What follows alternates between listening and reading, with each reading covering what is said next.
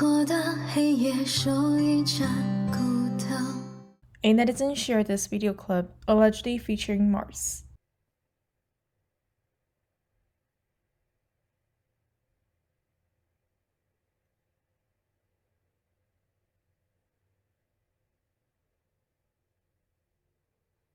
A netizen said that life is just like a journey of learning to recognize evil. A netizen shared this short video clip showing what one drop of water looks like under a microscope.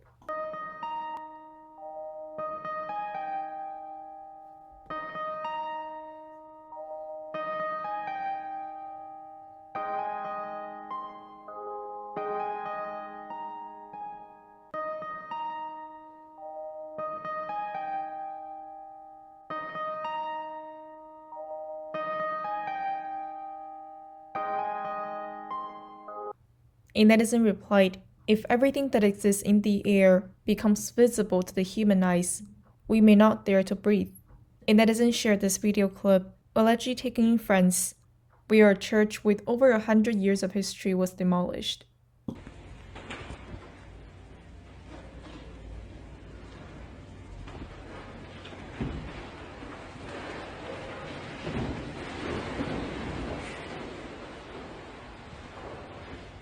A netizen replied, "Something very similar has happened during the Cultural Revolution era in Communist China, and now is this a sign that a similar movement will rage across France, starting with destroying the Four O's?"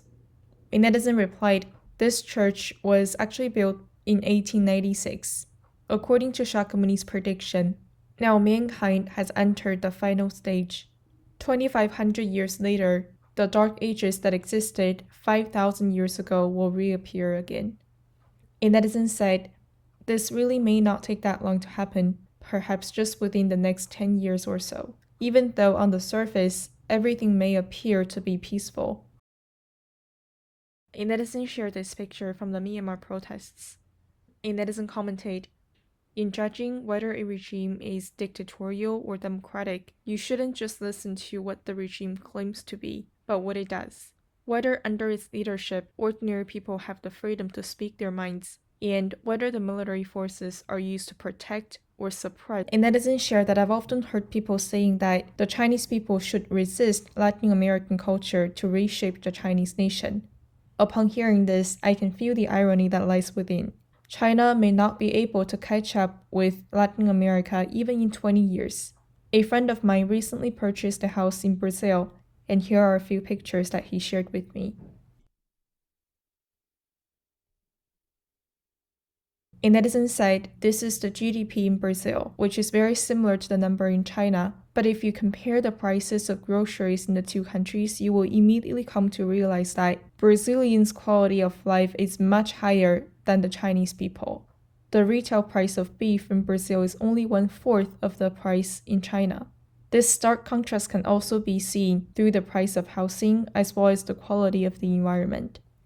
A netizen once said that for too many people, when they say the Chinese nation or country, they are actually referring to the Communist Party of China or the Chinese Communist regime, and they are doing so intentionally to distort the two concepts. Just like state-owned enterprises belong to the Communist Party, not the Chinese people.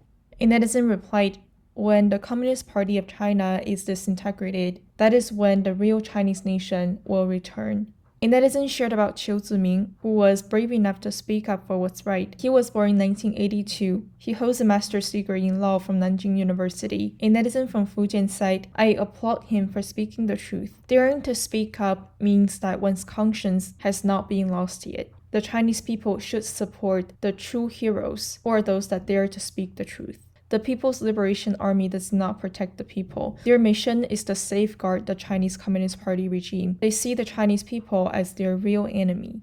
A netizen shared that on Zhihu, which is the Chinese version of Quora, a forum administrator, or basically someone that was tasked with checking netizens' comments and deleting or filtering the ones that contained the so-called sensitive words. According to him, for 2 years, Zhihu attempted to ban the word him, because when netizens used it, many were referring to the Chinese Communist Party leader. But in the end, this attempt essentially failed. In netizens' side, the literati from the Qing dynasty may have never imagined that a few hundred years later, literary inquisitions, also known as speech crime, which was part of China's literary persecution, are still happening, and the punishments have become so much more severe. And that in the meantime, the Chinese characters have basically undergone robotisation because Chinese netizens have attempted to find creative ways to make their voices heard under increasingly tightened media and internet censorship. A netizen recalled a quote from the spokesperson of China's Ministry of Foreign Affairs, Zhao Lijian, which was, "In China, nobody will be arrested on criminal charges due to what he or she speaks about." A netizen shared this video clip showing how prisoners in China were forced to do labor work while serving their sentences.